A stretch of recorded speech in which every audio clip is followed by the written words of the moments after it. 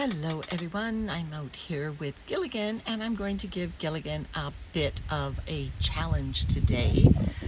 As you know, I've just been giving Gilligan just regular compost and food scraps and some decomposing leaves and some top up of horse manure. So he's got remnants of, and that fast food container and some egg cartons. So fairly standard stuff. And it's mid-July, so he's on track to give us great vermicompost by September. I'm going to challenge him to do something that on the books, it's 50-50, and that is to see whether Gilligan's worms can break down feathers. And I've got some feathers that my granddaughter picked up at the petting zoo, and so would like to give Gilligan a feeding zone with feathers. Feathers are rich in keratin, over 90% keratin, which is protein, 14% nitrogen. They're the same thing that our hair and nails are made up of, and readily break down, but they are slow to break down. So when I say readily, they are totally compostable. But on the books, I found two things. And the first thing I found was if you just put feathers in your bin, it might take 3 months to break down. But if you were to bury a dead bird, that is presumably feathers plus other material, might only take 5 weeks. So I thought instead of just feathers alone, I would add feathers plus food. I don't have any dead birds handy, and I don't think I would do that to Gilligan. But I thought I would do feathers plus food in the middle here, and we'll track how long this takes to break down. So I'm going to feed and append to the end of this video an update. So stay to the end and we'll see how the feathers are doing with my check-in sometime in the future. All right, let's make a feeding zone. So the research says feathers will break down more readily if they have available carbon, which anyone who does worm farming knows that you add carbon along with your food scraps, so that makes sense. And I've got lots of this egg carton and fast food container, and I've also brought some horse manure along that will give Gilligan's worms both greens and browns. It's aged horse manure. So in this feeding zone that I'm making, Gilligan's worms should find a mixture of everything. So I'm going to dig a nice broad pit here and then layer it with some of these browns down the bottom.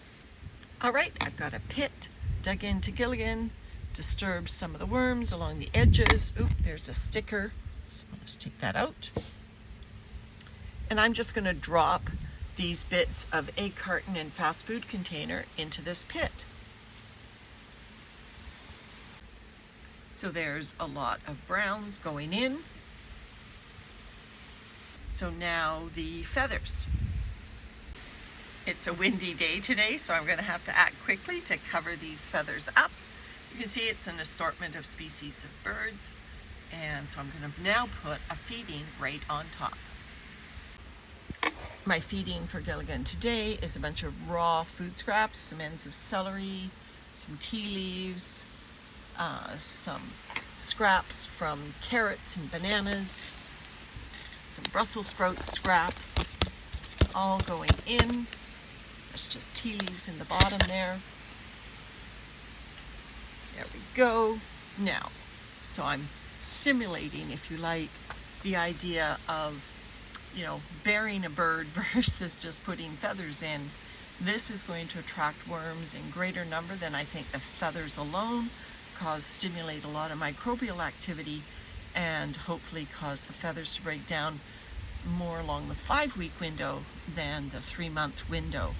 And this is important not only for when you find feathers in your yard, but also the feather industry has a lot of waste feathers. And those of you that live near poultry farms may be able to find a source of feathers for your compost bins or your worm bins, just like I found that waste sheep's wool from a sheep farmer. and put it into our compost bin, and I will link the video in the description of how we are helping that sheep farmer get rid of the unwanted waste wool that cannot be spun or used for any other industry. All right, so now just some horse manure on top. I'm going to add some eggshell grit first. There we go. And then a tub of horse manure. Not a lot of manure, but then I did have all that egg carton and fast food carbon on the bottom. And I'll just cover this up and put Gilligan to bed. Check at the end of the video for an update on the feathers. Hi everyone, it's 14 days later, and I'm doing the check-in on the feathers.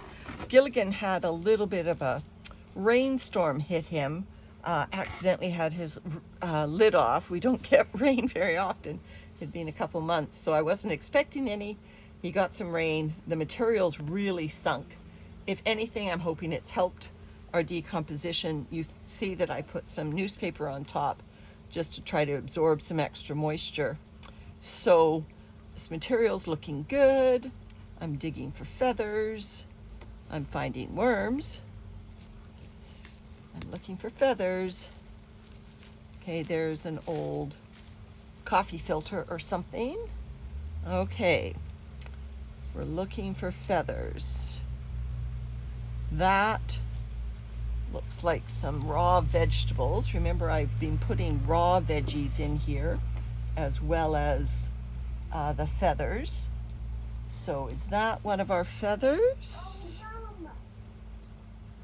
Yes, this is a feather. So you can see that the feather itself has mostly disintegrated. Well, certainly reduced in size. And the quill part of it is open. It's open. That's so cool. And there's mica. And so let's see if we can find some more. I think this is another one here. Wait, what's this? That looks like a banana that's more like a plantain. It kind of hardened. So there's another one of our feathers. Okay. So the little feathery bits are certainly, I think, diminished in size, but not gone. So this has been almost 2 weeks. And remember I said that you know, a bird might take 5 weeks and feathers alone might take 2 months. This looks like the top of a celery that hasn't gone. So anyway, I'm just going to make another pit for these feathers. There's another one. So cute. Mike's seen some worms. Yeah, they're right in here, Mike, aren't they? Yeah. There's another. So raw food obviously maybe didn't do it in terms of bringing the worms to the feathers in high enough numbers. So what I've got today is, even though there's a bit of raw food left, I've got some faster food to give to Gilligan to kind of entice the worms into the area. So this food has been previously frozen. So there we go, Gilligan. See if your worms like that and come get those feathers. I think that will attract some great interest.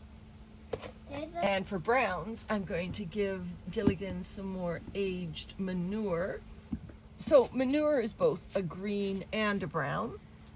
Oh, yeah, lots of worms in the manure. So Gilligan getting a few more friends. I see a worm in the manure. Good. Oh, it's so cute. You just scooped him up, I think. Okay, I'll put him in Gilligan. There we go. So there's some manure on top of the feathers, and I can now, this newspaper is now done its job of absorbing some of that extra moisture, so I can put some newspaper in there, get the Starbucks liner out of the way, and there's our feather feeding for this week, and I'll check back in and see how the feathers are doing in another week or so. Bye, everyone. I have